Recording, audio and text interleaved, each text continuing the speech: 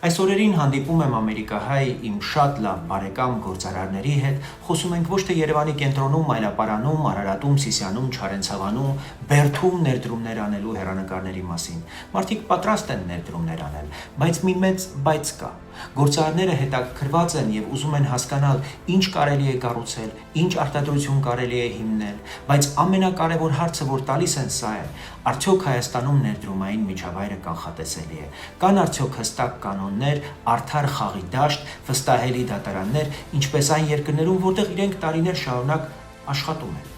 Միջազգային փորձը շատ պարզ բան է ասում, որտեղ ներդրողը վստահ է, որ իր սեփականության իրավունքը պաշտպանված է, որտեղ դատարանն արագ ու արդար է, այնտեղ գալիս են երկարաժամկետ ներդրումներ, գալիս են լավ աշխատատեղեր, բարձր աշխատավարձեր, նոր տեխնոլոգիաներ։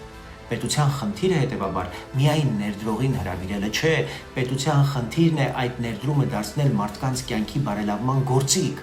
նոր դպրոց, նոր ճանապարհ, նոր գործարան, անվտանգ ու արդար միջավայր։ Ներդրումը հենց մարդու մասին է, ոչ թե թվերի։